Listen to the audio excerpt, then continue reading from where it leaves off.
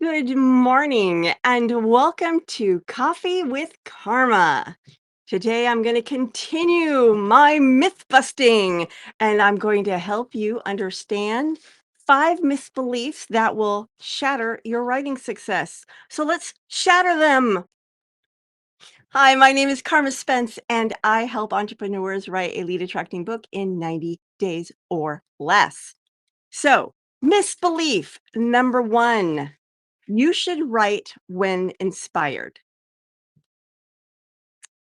It's nice.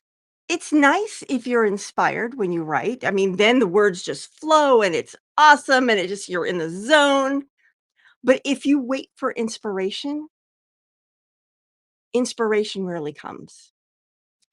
And there's actual research that shows this, that people who sit around and only write when they're inspired write less than those people who just regularly sit down and write, because there's just something about the muse when you sit down, you say, "Hey, muse, come here."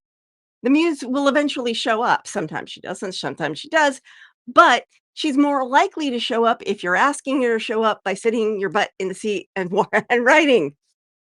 Just saying. So, yeah, waiting for inspiration will limit your production and will possibly even limit what you're able to write about, because it's the process of writing that helps you think the thoughts that eventually become your book, your social media posts, your blog posts, your marketing, your thought leadership.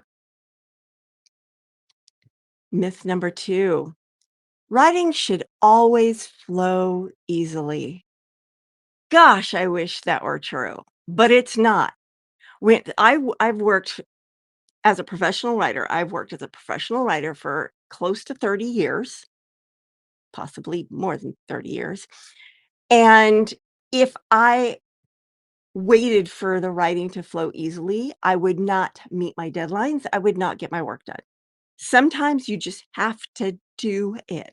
I remember when I was working for the Maryland Agricultural Experiment Station, there was one press release that I had to write that was about, I want to say it was about Popper's fish.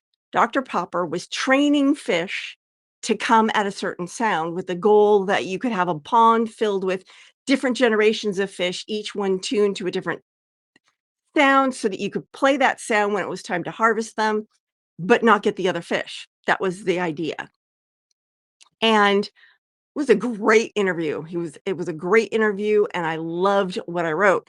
I had to write that press release, what, 15 times? My boss kept refining it and refining it and refining it, but the end product was excellent. It got covered by several newspapers in the area, including the Baltimore Sun, and my, campus newsletter covered it, and the campus teacher newsletter covered it. I mean, but the writing didn't flow.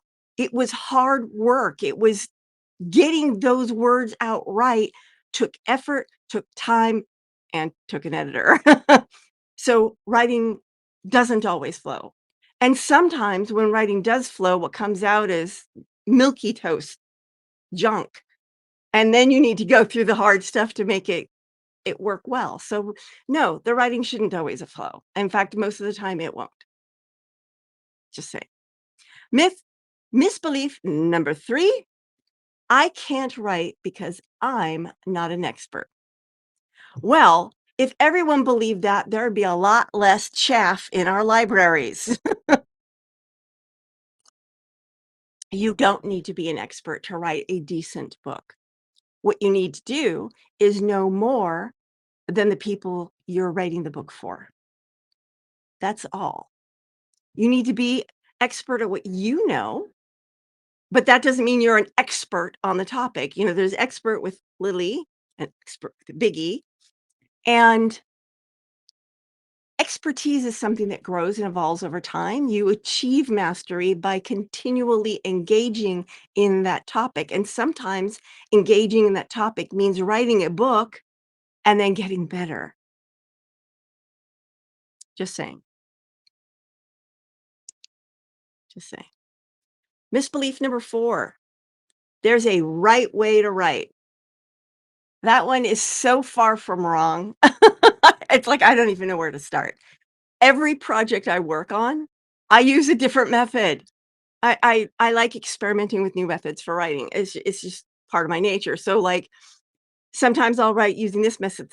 In fact, I have reams of stuff where I was experimenting with writing methods that just didn't work for me, but they've worked for other people. So, no, there is no right way to write. The right way to write is to just write. It doesn't matter how you get there, just do it. Just do it. Nike had it right. Misbelief number 5. Good writing must be universally praised. Well, I'm going to give you some examples of how that is not necessarily true. So, have you heard of the book The Alchemist by Paul, I believe you pronounce it Coelho? Despite its global success, it has been criticized by some for its simplicity and its perceived philosophical superficiality. Obviously, not universally praised. To Kill a Mockingbird by Harper Lee. It was criticized by some reviewers for its narrative style and treatment of certain themes. F. Scott Fitzgerald's The Great Gatsby, I don't know if you've been subjected to that book or not. I've had to read it. I didn't enjoy it, but most of the time it's because I just didn't understand it until I saw interestingly enough, I saw a play that was written by a high schooler just last year that made that book so clear. I'm like, "Oh, that's what's going on." So, you know, I suppose it's a good story. But anyway, it was initially met with mixed reviews, and it didn't gain its classic status until many years later. Some early critics found the novel's characters unlikable and its plot unimpressive. Well, there's a lot of books with unlikable characters, and that doesn't mean they're bad. I remember when I was reading The Mists of Avalon, I couldn't stand Guinevere. What a hypocrite she was. I couldn't stand she was completely unlikable. But that to me, that meant that Anne Rice was right or not Anne Rice, what was her name? Zimmerman what was it? Marion Zimmer Bradley was a good writer. I've heard some things about her private life that are a little skeevy, but she was a good writer. So, yeah, your work does not need to be universally praised. What it needs is to be praised by the people you're trying to reach. Who cares what the critics say? They're not your peeps. So there you go. 5 myths busted that if you believe them, they could shatter your writing success. Don't wait for inspiration to write. Writing's not always going to flow easily, but it's worth the effort. You don't need to be the foremost expert in something in order to write well. There is no right way to write, just write. And you only need to be praised by the people you're trying to reach, not everyone on the planet. So there you have it. 5 myths busted. Tomorrow I will be busting through the various fallacies that entrepreneurs need to bust through in order to succeed. This is Karma Spence with the end of this episode of Karma with Coffee. And I'm saying ciao for now.